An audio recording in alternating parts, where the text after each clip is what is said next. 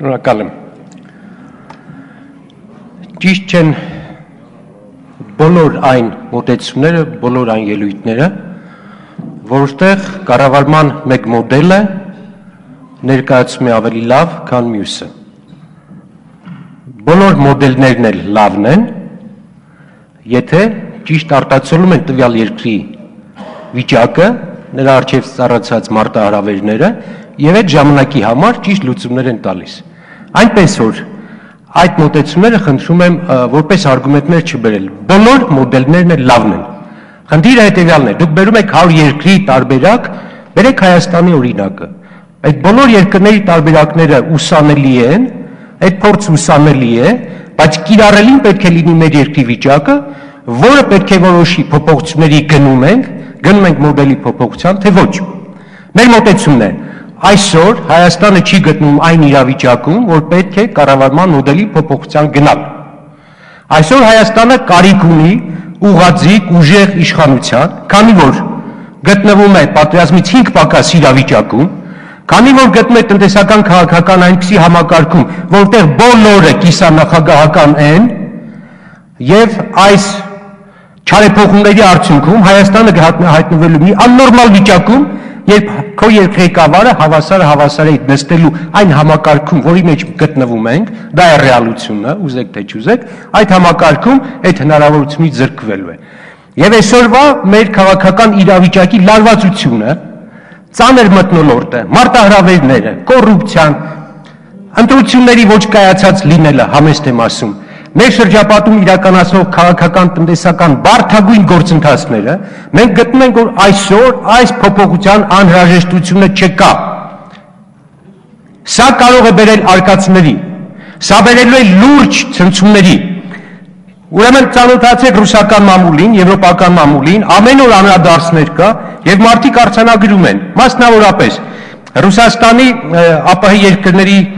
ռազմավարական զարգացման ինստիտուտի տնօրենը Գուսև գրում է, որ այս փոփոխությունը Հայաստանին կարող է բերել անկախատեսելի ցնցումների, որ այս փոփոխությունը կարող է երկրին ուղղակի իր ուղեգծից գցել, որ սա բերելու է ԱՊՀ-ում եւ եվրասիական տնտեսության մեջ Հայաստանի դիրքի թուլացման։ Այսինքն ռուսներ եւ տարբեր քաղաքական գործիչներ ուղղակի նշում են հենց ուղիղ ձևով, որ սա հանրապետական կուսակցության համար եւ կարող է նաեւ հետագայում ուրիշ կուսակցությունների համար վերմակը իր կողմը ձգելու եւ ներքին խիստ լարումների պատճառ առաջացնել, հնարավորություն ստեղծել։ Ինչի համար է այս փոփոխությունները, ձեզ հարց եմ տալիս։ Ինչ է տալու այս փոփոխությունները, եթե հինը, որը դուք ոտնահարել եք, դրա փոփոխության անհրաժեշտությունը չի ապացուցվել։ Հինը ասում է, որ պարլամենտի կեսը պետք է գործարար լինի, այդ կետը ապահովեք։ Գործող օրենքը չի ապահովում։ Ոտնահարված օրենքի փոփոխության իմաստը ո՞րն է։ Միայն նրա համար, որ մի հոգի է ուզել։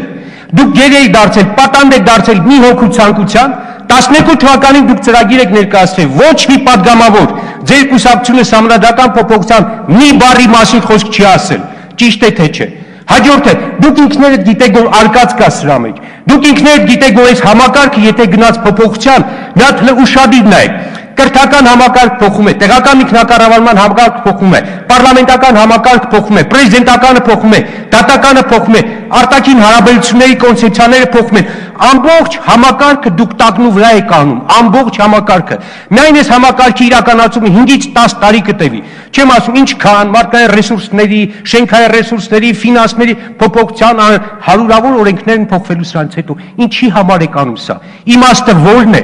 Չէ՞ որ դուք չեք ուզում, չէ՞ որ ձեզ հետ զրուցում եք, դուք եք ասում, որ սա ռիսկ է։ Հանրապետականի մի մասը իսկապես գիտի, որ չարժե գնալ այսպեսի արկածախնդրության, շատ լավ գիտեք։ Դուք եք գիտեք, եթե մի երկու տեսաբան, շատ լավ տեսաբաններ են։ Այս փորձագիտակ, կանոններ։ Վարան Բաղդասարյան չի ուզում։ Եթե բերել եք այս տեսական փորձը եւ անգամ քիչ ռիսկ կա սրա մեջ, ինչ է տալու, ասեք խնդրեմ։ Բացի այն, որ իսկապես Սերժ Սարգսյանը եւ արդեն դուք ասեցիք, շատ լավ է որ ասեցիք, հո տանը չի նստելու։ Ինչ է նշանակում, ով տանը չի ուզում նստել, պետք է գա երկիր ղեկավար, իսեր ասու, տարեք ձեր տուն։ Եվ ստեղծվում է, դուք եք ախր նաեւ սնունդ տալիս, որ այսպես նախագծեր կա։ Այստեղ մի շողոքորցյան, մի ռեֆերանտների շքերթ է այստեղ ստեղծվել, մարգարիտներ եք շարում։ Բանը թմկահարում եք, Էս ինչ վիճակ է։ Նույնիսկ հասել է այնտեղ, որ ներկայացում է, որ նոր սահմանադրությամբ, բառացի եմ ասում, նոր սահմանադրությամբ նոր մարդ է կերտվելու։ Տեսակ, Homo Sovieticus, 60-ականների սովետը հայտարարել, սովետական միությունը նոր մարդու տեսակ է կազմավորել, Homo Sovieticus, եւ դուք ինչ Homo Servicus եք ձևավորում, այս ինչ է այս քծնակի շքերթը։ Դուք գնում եք շատ մեծ ռիսկի։ Սա քաղաքական առումով ես օտար բառեր չեմ սիրում, բայց օտար բառ կա, որ ավելի լավ է բնութագրում իրականությունը։ Սա քաղաքական չարլագյոզություն է։ Չի կարելի Հայաստանը այս ծանր վիճակում, ֆինանս չունեցած վիճակում, պատերազմական վիճակում, ներքի խառը վիճակում, արտաքին լիքը մարտահրավերների արկայության պայմաններում գնալ այսպիսի արկածախնդրության։ Իմաստը, ինչի եք տանում։ Ինչն է այս համակարգի վատը։ Ինչն եք տանում քանդելու, չէ՞ որ արկածա տակը, ռիսկա տակը, մեծ ռիսկ։ Խինոք մնացեք, եւ ինչ պարտադիր որ հաջորդ ղեկավար լինի Սերժ Սարգսյանը, ուրիշին բերեք փորձեք, բերեք խաղադաշտ։ Պարտադիր պետք է համարկարգ փոխենք պարլամենտական, որ մի հոգու կամք անենք, ոչ պատանդեք։